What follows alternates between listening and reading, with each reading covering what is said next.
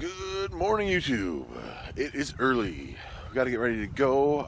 So I'm milking a little bit early because we've got to take the girls to vacation Bible school, as well as my nephews. So I'm heading out to milk. Today is going to be one of those days where there's going to be a lull, and then there's going to be a ton of busyness. Later on, we have 3 kids who are supposed to be at 2 different places all at the same time. And I have, as of yet, not learned how to bilocate. So, fortunately, we've got family in the area, and my wife's aunt is going to be able to take Homestead Boy 1 to his swim practice, while I take Homestead Boy 2 and Homestead Girl 1 to their swim practice at a different place at the same time. So, anyways, I'm heading out to milk. I will see you guys in a bit. So, milking is done. I just gave the ducks some water. I think that's the one thing I was not prepared for with the ducks. Say hi, guys. I think one of these guys, or at least one of these guys, is starting to try to crow. Ducks use a ton of water. I don't know that they necessarily drink all the water, but I know they use it to eat. So literally every morning, all of their water is gone. And we could have, gave them water twice the day before, and we've got a bucket, a tray, and a waterer. So they got a lot of water. I wasn't prepared for how much water they go through.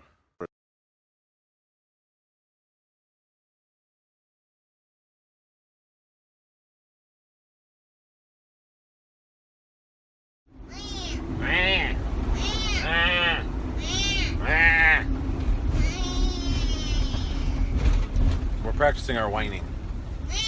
We don't need much practice. Hey guys, I wanted to show you something. You might ask why I'm out by the garbage cans and recycling bins doing a video. Well, that's the reason right there. It is a galvanized steel garbage can, and the use for it is going to be for making charcoal and biochar. So the process is you stuff that full of wood, you flip it over inside of a 55-gallon burn barrel, and then you burn around that for like 3 or 4 hours. And because it's upside down on the bottom of the burn barrel, it's not receiving any oxygen in order to, create flame. So all it does is I don't know what the process is, carbonization, but you end up with big chunk charcoal. So to take it from that spot down to biochar, you take a hammer and you mash it apart, and then you inoculate it with worm castings or compost tea or something like that, and you have biochar. So I'm gonna go ahead and give that a try as soon as I possibly can. So I'm failing at rotational grazing again this year, but there's enough time yet for me to regroup. The plan is, you can kind of see in the back pastures out there, they've just eaten what they've liked. So there's still some long stuff out there, but they're least desirable.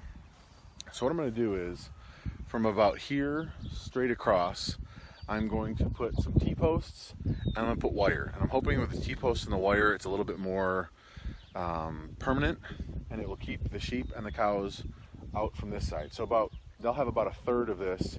2/3 of it they won't be able to get to. I'll close the gate, allowing them to get to the other pastures.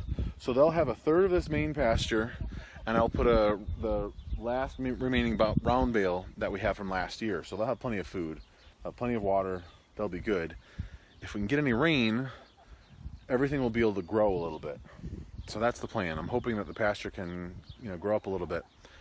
In the meantime, I don't know if you guys can see this, but he has raked the hay. He's got it into windrows, and they're pretty big windrows of hay. The grass is pretty long.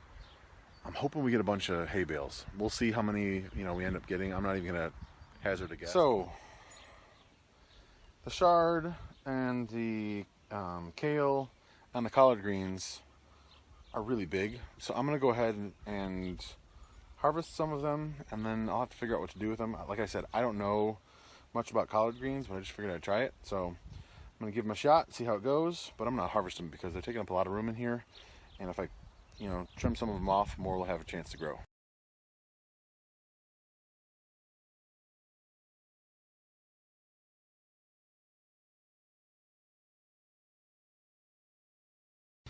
So this is what I got out of that small area. Now I gotta figure out how to. So we just got the kids from swim.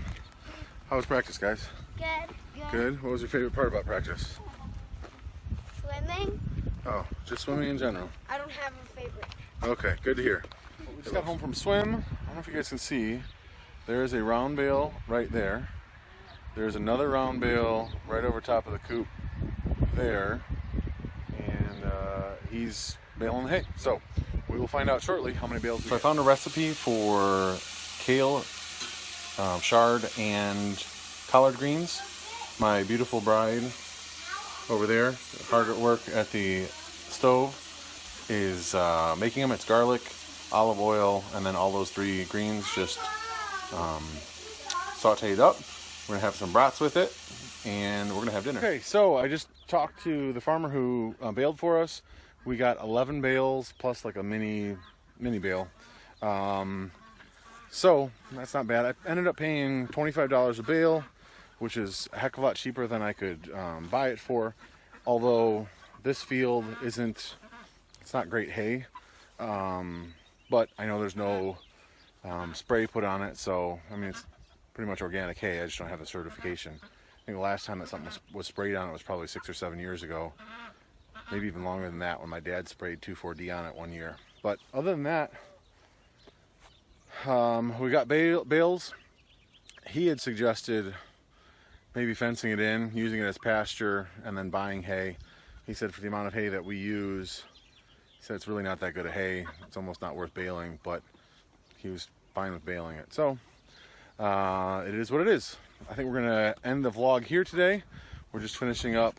Homestead Boy 2 and Homestead Girl 1 are just finishing up the birds, making sure they've got food and water.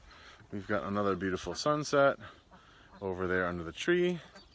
So I hope you guys had a wonderful day. I hope you guys know that you have many blessings in your life. You guys are a blessing to me. Go out there, find somebody who's a blessing to you, and let them know. I made sure I did that today with my wife's aunt, but she was an answered prayer today. I really appreciated it, and it kind of changed my whole mindset. So love you guys, and we'll see you in the next video.